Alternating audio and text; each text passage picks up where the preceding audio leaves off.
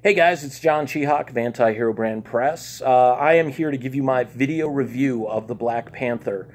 Just went and saw it last night with my friend Lizzie and her friend Jay, who I guess is kind of sort of my friend now. Lot of hype surrounding this movie. If you've looked anywhere online, it's two sides of the coin. People either love the movie or hated the movie. People are talking unabashedly about how scared people are to say anything negative about it, yet there are other people who are just flat out saying this was the worst Marvel Cinematic Universe movie ever. I think you need to be, as a journalist of some sort, you need to be neutral. In that you need to be moderate with your thinking. You can be excited going into something because you're a fan of the media or because you love the character or the actors. But I think you need to come from it in terms of reviewing it from a totally objective standpoint.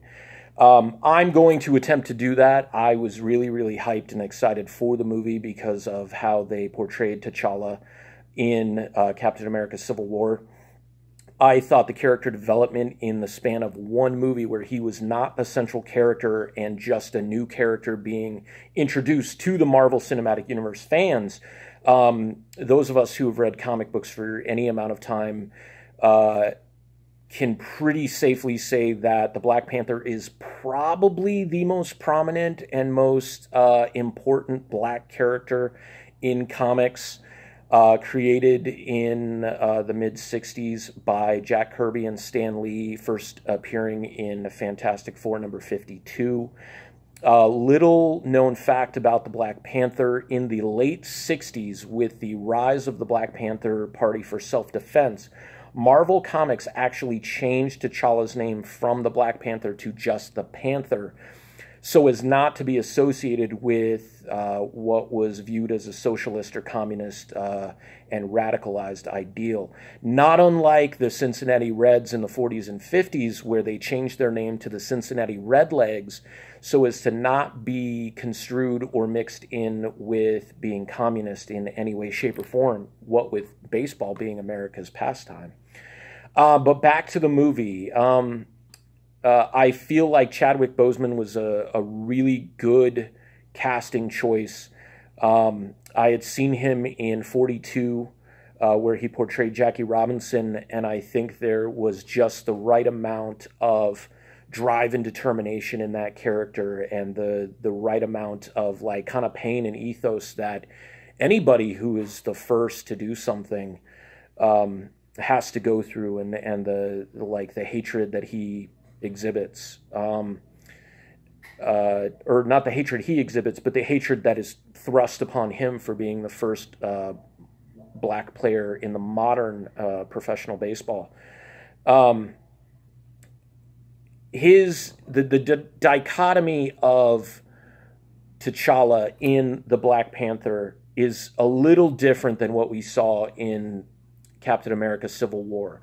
We start out with the young, maybe not impressionable, but the young prince who wants to do right by his father, turns vengeful when his father is killed by Zemo's bomb blast, which he then goes after Bucky, the Winter Soldier, for because Bucky's framed for it. Then fights alongside Iron Man and War Machine and Spider-Man against Captain America and Bucky and Falcon, and then sees, one, that Zemo was responsible, so, you know, he can't be mad at Bucky anymore. And two, in that time, learns that that's not how a leader is supposed to behave. A leader cannot be vengeful. A leader cannot be ravenous and hateful and just spouting off whatever he wants and decreeing that certain people need to die, and certainly not acting that out in and of himself. So at the end of the movie, when he agrees to have Winter Soldier stay in Wakanda and, you know, put him back into cryostasis, until they can really figure out how to, you know, deprogram all the super soldier Soviet stuff that was done during the Cold War. Shows the young king becoming a good king. There's a line from the movie The Man in the Iron Mask, starring Leonardo DiCaprio, where the king says to D'Artagnan, I believe, he says, "I am a young king, but I am king." And D'Artagnan looks at him and says, "Then be a good king." I think this movie does that. I think it shows him almost from the moment when his father is killed after the events of Civil War, taking the throne and struggling as any new leader would. And I think the dichotomy, the politics, the back and forth that has to go with playing that game was extremely important. Now, I get where some people come off and say, I just wanted action and this didn't deliver. There's plenty of action in this movie, trust me. There's other people saying, well, the CGI looked terrible. CGI looked fine. I went to school for motion graphics or animation. I can tell you that the CGI looked fine. There was no loose mapping. There was nothing that was coming off. If you remember in X-Men Origins Wolverine, when he first pops out his adamantium claws, they floated. They moved. They weren't mapped onto his hand. When you made 3 freaking X-Men movies where you used the kit that he held onto so that the claws just overfit, like, why not just do that? So they tried to do it CGI, and that didn't work. What did work in this movie were the relationships. I feel like T'Challa's relationship with his mother, I apologize, I don't remember all the names of the characters. The Black Panther universe in Wakanda is still relatively new to me. But the relationship with his mother, still being a dutiful son, the relationship with his sister was, I thought, phenomenal. There was the right amount of humor, antagonism, and respect that comes from being siblings. I can definitely look at my relationship with my sister and see times when we've been like that. I mean, we're full-grown adults now, and we're still like that at times. So it was nice to see that it wasn't done as this perfect sitcom family like Family Ties or The Cosby Show, where everybody just gets along and, you know, there's no joking, no animosity. It's just really strict and everything. The Eric Killmonger's character and backstory, I thought, was really well done. I wasn't sure if I was going to like Michael B. Jordan as Eric Killmonger. I think he did a great job. His final line in the movie was phenomenal. I think there was the right amount of pathos in that character and the right amount of anger in that character. And when you really think about, if you see the movie and you really pay attention, you watch it, you're not just waiting for your chance to react or get upset. You will understand that this is a really, really well done movie. The characters are really well done. Some of them kind of come off like they're already in mid-act, which is a little bit hard for newcomers to the Marvel Cinematic Universe or people who are steadfast in thinking that, you know, Iron Man is still the best Marvel Cinematic Universe movie. I heartily disagree. I still say that Guardians of the Galaxy and Winter Soldier are the 2 best Marvel Cinematic Universe movies. So some of the characters come off like they're in mid-act, like their character's already been partially developed. And when you haven't seen them on screen and you haven't witnessed that growth, it is kind of hard. I get that point of view. But I think the right amount of growth was shown for T'Challa. I think the right amount of growth was shown for Everett Ross.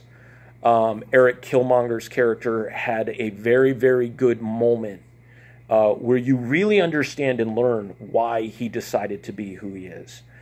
And I think this movie speaks to me in that manner, that we make these choices as to who to be.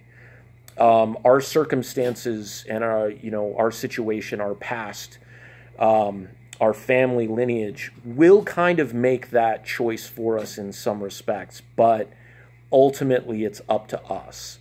For other people who are trying to make this more political than it needs to be, I feel like it's kind of like Wonder Woman last year.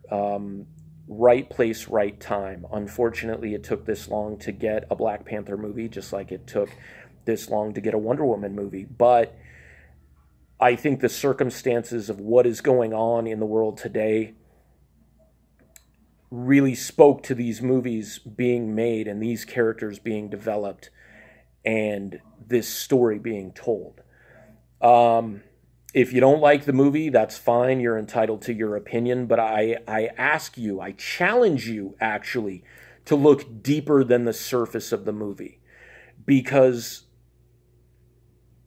even though these are fictional characters, we don't know what it's like to walk in somebody else's shoes. We don't know what it's like to be anybody but who we are. And when we put that on other people, when we say, I know exactly who you are and I know exactly where you come from,